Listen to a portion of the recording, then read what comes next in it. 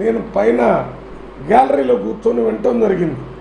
అప్పుడు ఈ విషయం మీద స్పష్టంగా ముఖ్యమంత్రి గారు ఇంటర్ఫీర్ అయ్యి గత బీఆర్ఎస్ ప్రభుత్వంలో ఒక ఉదయ స్కీమ్ కింద కేంద్ర ప్రభుత్వంతో ఒక ఒప్పందం మీద 3-4 ఆఫీసర్ పేర్లు కూడా చెప్పారు.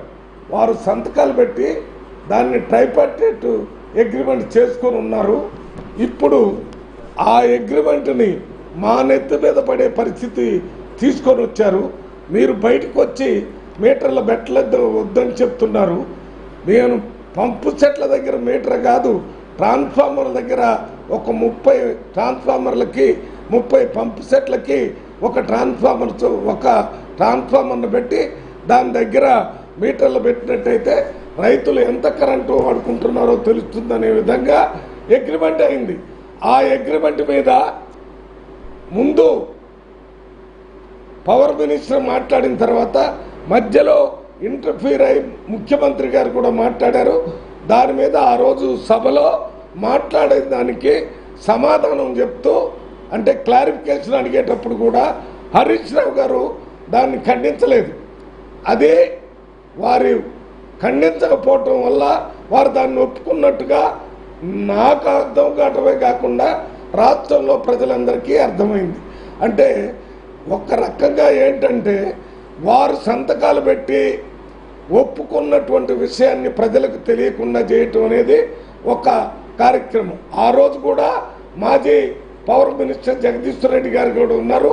వారు కూడా ఏం మాట్లాడలేదు. మరి ఇవాళ ఏం మాట్లాడుతున్నారో నేను హౌస్లో లేను, ఎందుకంటే మేము పార్లమెంట్ ఉంది కాబట్టి మేము ఇక్కడికి వచ్చాం. నాకున్నటువంటి అవగాహనతో నేను ఉన్న ఇన్ఫర్మేషన్ గ్యాదర్ చేస్తే రఘురామ్ గారు ఎలక్ట్రిసిటీ మరి అనలిస్టు ఆయన మాట్లాడిన దాని ప్రకారం చూస్తే మనకేమర్థమవుతుందంటే సబ్సిడీ కానీ సబ్సిడీ అంటే డిస్కబుల్కి ఇచ్చేటటువంటి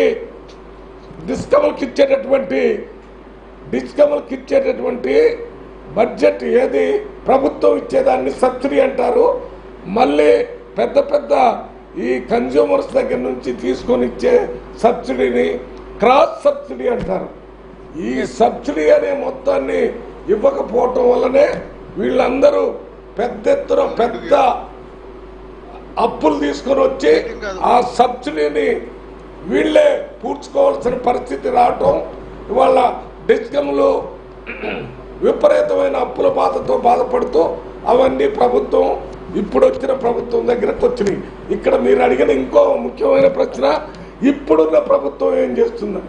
తప్పనిసరిగా ఇప్పుడున్న ప్రభుత్వం అప్పుడు చేసినటువంటి ప్రభుత్వ తప్పిదాలని వారి పేరు చూపించి అవి వారి మీద నెట్టడమే కాకుండా వాటిని సరిచేయాల్సిన బాధ్యత కూడా ఇప్పుడున్నటువంటి ప్రభుత్వం మీద ఉంది. అప్పులు చేస్తుంటే అప్పులు తీర్చడం, రైతులకు కావాల్సినటువంటి కరెంటుని ఏ రకంగా అయితే మనం 24 గంటలు ఇస్తామని చెప్పామో అది ఇవ్వటం. మీకు ఆ రఘు గారు రాసినటువంటి ఆర్టికల్లో ఉంది, ఎప్పుడు కూడా 3 ఫేజ్ కరెంటు 13 గంటలు 14 గంటలు తప్ప 24 గంటలు ఎప్పుడు ఇవ్వలేదు. సింగిల్ ఫేజ్ ఇచ్చారు.